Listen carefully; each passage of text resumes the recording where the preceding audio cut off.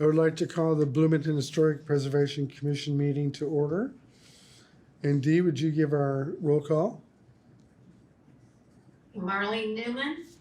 Here. Doug Bruce. Daniel Schlegel. I'm here. Sam DeSaller. Here. Matthew Seddon. Here.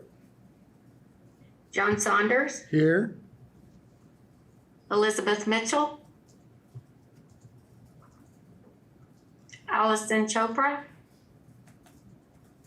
Renard Cross. Here. Duncan Campbell. Derek Ritchie. Ernesto Castaneda. Here. Chris Sturbaum. All right. Thank you, Dee. So let's move on to approval of minutes from our last meeting, April 14th. I'll need a motion. Move to approve. Dee, roll call? Okay. Marlene Newman. Yes. Daniel Schlegel. Yes. Sam DeSaller. Yes. Matthew Seddon. Abstain. John Saunders. Yes. Renard Cross. Yes. Perfect. All right, thanks, Motion Dee. All right, so let's move on to COA 22-31. And this we have seen before, and now we have our updates. And I believe, Mr. Lyons, you're with us? Yeah, I have to. Meet I'm him? gonna make him a co-host. Okay.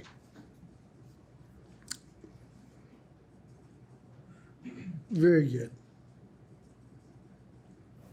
So COA 22-31 is for the petitioners are requesting the installation of a privacy and deer fence around the backyard of two properties. We already saw this petition last week. However, in the last meeting in March 28, in their intervening time, the petitioners, Sam DeSaller and staff, have worked to ensure that the fence complies with the guidelines. The plans are clear and the petitioners are satisfied with the outcome. The materials and proportions comply with the Historic District guidelines, and the Elm Heights Historic District Construction Subcommittee had no objection to the fence proposed on the 900 block of University for Russ Lyons, and the Neighborhood Subcommittee continues to support this project. Here is the new plan. So I juxtaposed it with the satellite image, and you can see the location of the different fences.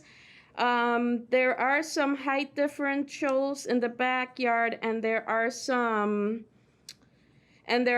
curved areas, but the new plan presents a clear idea of the scope and the location of the different fences. So the fences are not going to be put directly on any stone. But they are going to follow the curvature of existing paths. So here are just some images that the owner shared with us. You can see the two buildings, part of the fence. The most front part of the fence will be between these two buildings in order to determine a location that complies with the Elm Heights Historic District guidelines that state that the fence has to be halfway or even back, set even more back from the front facade. We used the 910 East University facade as a base point and found something that worked relatively well for both buildings so that it doesn't interrupt any of the existing foliage and can meet the owner's needs.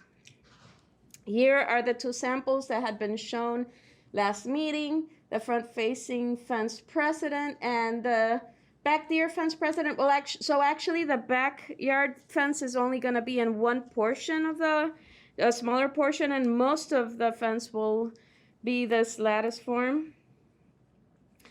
And here you could see the Elizabeth Mitchell joint. Here you could see the curvature of the yard that the fence is going to be following.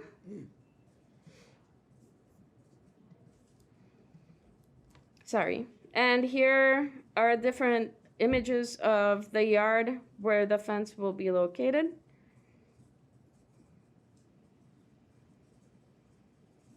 So you can see that there's foliage, trees and shrubs towards the back of the front, between both houses, more or less.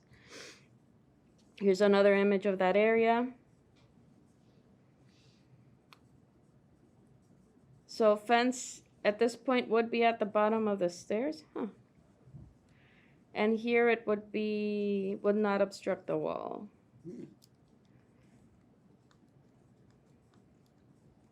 So I turn it to you.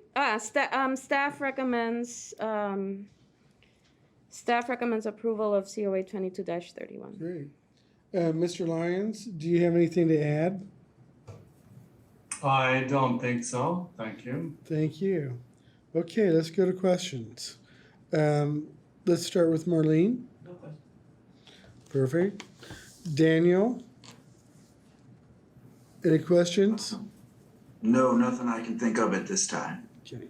Sam? I just had a couple of clarification questions, either for Gloria or for the owner. I guess the first one is that's a good one to start. I'm still unclear as to what type of fence goes where, and I'm only really interested in the fence along the north and the fence along the west. I walked the site, and I don't believe that the fence at the east portion is actually visible from a public right-of-way, so I'm not going to address that. But I am curious as to which is privacy fence and which is trellis fence on both the north and on the east, or sorry, the other east, the west. My bad. Russ, if you want to respond, you can. I can also try, and you can clarify afterwards. Sure. It is all trellis fence except for the south portion of 910. Which one is 910? My eyes are kind of 910 is the one on the left. on the left. Here, this portion. So the south portion? Okay. Correct. So it's just along the property line at your backyard. That's the only privacy Correct. fence. Okay, thank you. Right. And then, Gloria, would you go to the picture of the fence that goes to the bottom of the wall? Keep going, more. Yes. It's the one with the steps. Yes. Okay, so does the fence in this location, you say it's at the bottom of the steps, so does that come forward a couple of feet and encapsulate the sidewalk as well, or where is that relative to where the wall is? So that's going to be a gate, a walk gate only, in order for humans to use the steps, but to keep out deer. So the gate, so it's just a freestanding gate and there's no fence associated with it? It's a gate, it's a trellis fence type gate. Okay, and how, and is that like on posts, and how does that work? I mean, what's it attached to? What's it swing Right. on? The proposal mentions core drilling, which is drilling into the concrete there, and the posts are set into the holes, Okay, and that will support the gate. gotcha. So, yeah, that addresses another question I had, so that's cool. And then if you would go to the low wall picture, so there's no fence really atop that gate, or atop that wall on the last picture, it's just that gate in that portion. And then there is a fence that's a trellis fence that runs, it says it will follow the stone wall. Does that mean that it follows it on the outside, toward the driveway side, or on the fence side? No, on the other side, What's the other side? Inside. inside. It's the yard side. Okay, Right. thank you, that's all I got.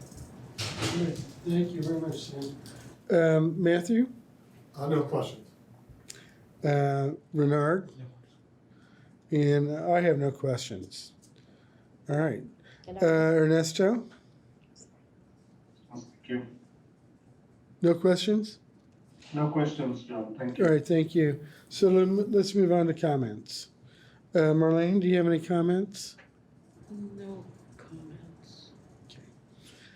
Daniel, comments? I don't know. I think if both the HOA or the historic district and the staff both like the plan, I think that's that's good to know. Thank you, Daniel. Sam? I think this plan follows the guidelines more closely, and I will be in favor of this proposal. Matthew? No comments. Renard? I'm good. Ernesto? No comments, thank you. And I have no comments on this. So we'll need a motion for approval. We'll move to approve, what is this? Elizabeth Mitchell, I'm here now. Oh, Elizabeth. It's 2231. Thank you. Perfect. Do you have any? Yes, I'm here. Okay. You want to wait for comments? I haven't moved. We haven't had Right. a second yet. So, Elizabeth, do you have any questions? I have no questions or comments. Okay, perfect. All right, Sam. All right, I will move to approve COA 22-31. Second. Arlene Newman, Yes. Daniel Schlegel, Yes. Sam DeSaller, Yes. Matthew Seddon, Yes. John Saunders, Yes. Elizabeth Mitchell, Yes. Bernard Cross. Yes. Motion carries. Great. There. Thank you. Thank you, Mr. Lyons. Thank you very much.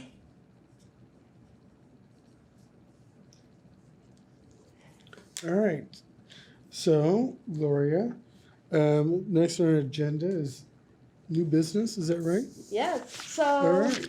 There's not too much going on. However, we are going to be entering May Historic Preservation Month this weekend with the 1st of May, shockingly enough.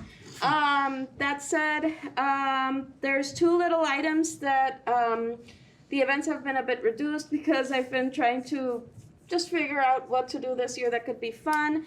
The first one was just to create an Instagram account at Historic Bloomington. So that is already out and about.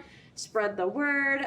Feel free to suggest ideas or send images or something or a theme that you would like to see shared. This space is for all of us. It's for the community.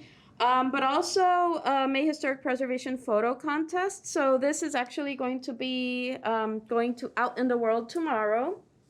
To get people to interact with the community. And I did want to have some feedback. If any of you had any feedback whatsoever, I did email everybody with the information. I am roping in the HPC and to be the jury for some of the photos, depending on how many pictures we get. I know. So in this regard, I would have to ask some people who would like to be in a subcommittee for image jury, and that would be in June. And the prize would be a print canvas of the winning image for the person who won it. So here are some of the rules and informations. Up to 3 images per contestant. They have to be a resident of Bloomington. It has to be a photo of. And historic could be interpreted a little bit more liberally, depending on what people perceive as historic, but that's where the jury comes in. This is the idea for it. And we're going to try to spread the news as much as possible and just have some engagement and do something fun for the community. Do you need our blessing? That would be lovely. I don't believe we need a formal vote, but a blessing would be, or thumbs up. A thumbs up would be excellent. So that's kind of it. If anybody has any other ideas, do you want to do something very quickly, short term? We can come up with it. If anybody has ideas for Next year, May Historic Preservation Month. My dream idea is for a scavenger hunt, a historic scavenger hunt throughout the city. But that takes a lot of planning and a lot of consultation with different communities. You So got a year. I have a whole year. So any ideas from people? And that's it. The second new item, I was emailed this information about the O'Brien Lecture Series Fund. It provides up to $4,500 total in honorarium and travel expenses. And this is very important. If any of you know somebody or of somebody, an academic or somebody who works with historic preservation outside of Indiana or outside of the US and would like to bring them to Bloomington to speak to the community, to be part of your own continuing education and providing, yes, we can work with this. We do need like 10 weeks in advance. Can this be someone who presents a workshop, or is it only a lecture? It's technically a lecture, but we can try to rope in a workshop in the meantime if we have them here already. Okay.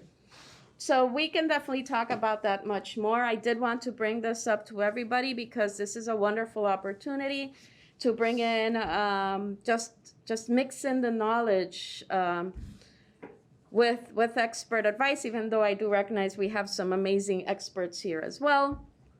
But yes, I just wanted to bring this to you. And that's all I have for, and I did want to put a guest on blast. So we do have a guest from Zionsville, Chelsea Overbeck, who Yes. is working with the creation of an HPC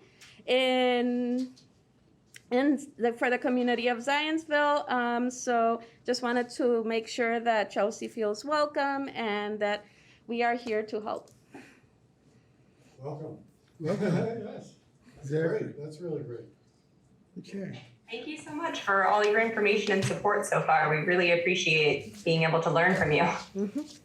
Very good. Indiana Modern and Landmarks with Indiana Modern did one of these photo contests, and it was really successful and a lot of fun. Okay. And then the other thing is, I'm on that committee, so, Oh, the O'Brien Oh. Lecture Fund? Well, so, Excellent. anyways.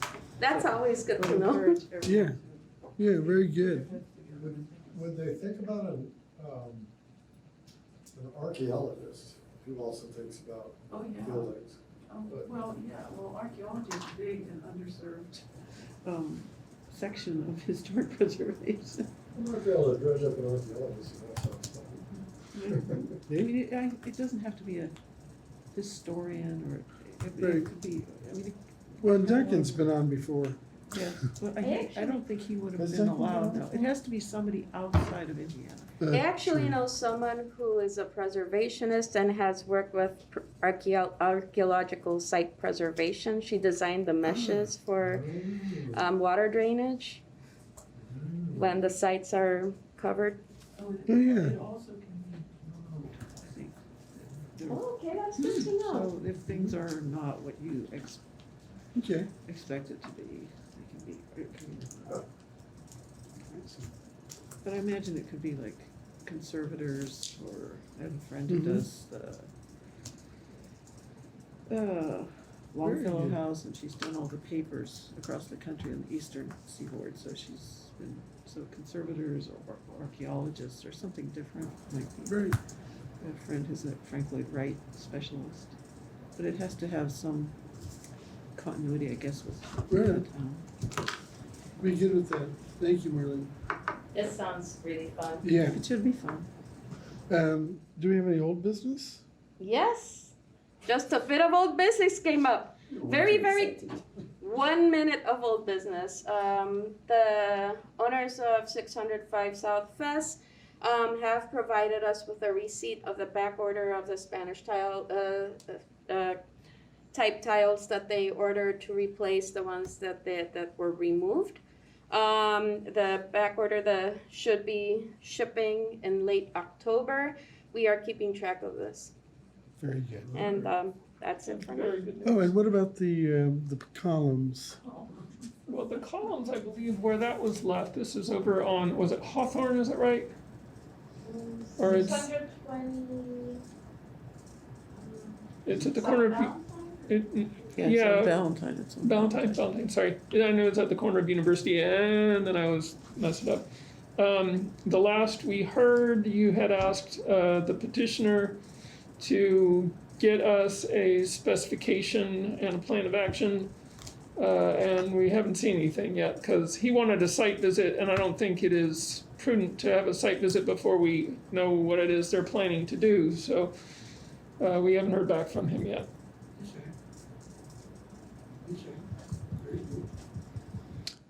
Nice update. And so let's move on to commissioner comments. Everybody's quiet.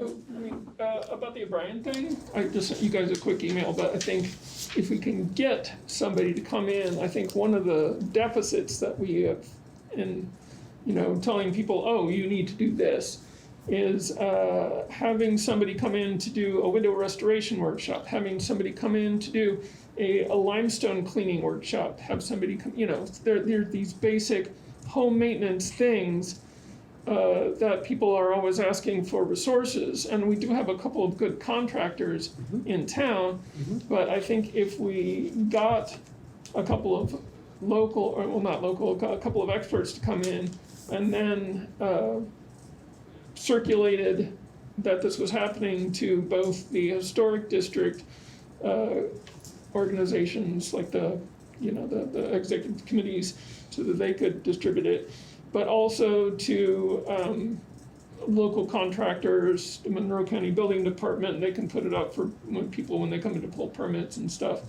Because there's a lot of old houses, and more of them are coming under a purview every day. Yes, that's true. I think it has to be from out of town. It can't be from people, it can't be from any, Yeah, that's fine. Yeah, okay, but the other thing is, maybe this would be, we did something like this once for Preservation Month. It was pretty successful, so we had in the lobby some stations. And the contractors were really excited about coming in, because that was the way they got a lot of business. but we could do the workshops. They don't have to be during a Right. particular period. It's just us getting the time to put them together. I think that's an awesome idea, Sam. Maybe we could do something like that in the fall, if we got some time, or because we don't want to burden Gloria too much. Well, we But already there do are- that. I know, but the house at 708 West 7th Street, my partner and I restored every window in that house. And took them all apart, stripped them down, put them all back together again, replaced the bad portions of it. So, not me, but my partner did it, and somebody else. There might be a couple people that would be interested in wanting to do a workshop, or like Chris Sturbaum. Chris, I'm sure, could be a part of that process. I think that's great. That he knows too. I think we need to do that. I think we need to do that anyways, Yeah. regardless of whether we get somebody to lecture, provide a lecture. Right. And I have a lot of dreams, but we need to talk to people. I would really love, BRI isn't here right now, but I would really love to talk to Steve White about using a larger farm-like area to do some things outdoors. But again, I'm verbalizing right now things that I've also been thinking about. All of these are on my wish list of things to do. Create more knowledge and good connections with the community and make it fun. Yes, absolutely. All right. Should we move on to public comments? If anybody online has any comment, they can raise their hands at this moment. I think. Any announcements? May History Month. Okay, we're adjourned.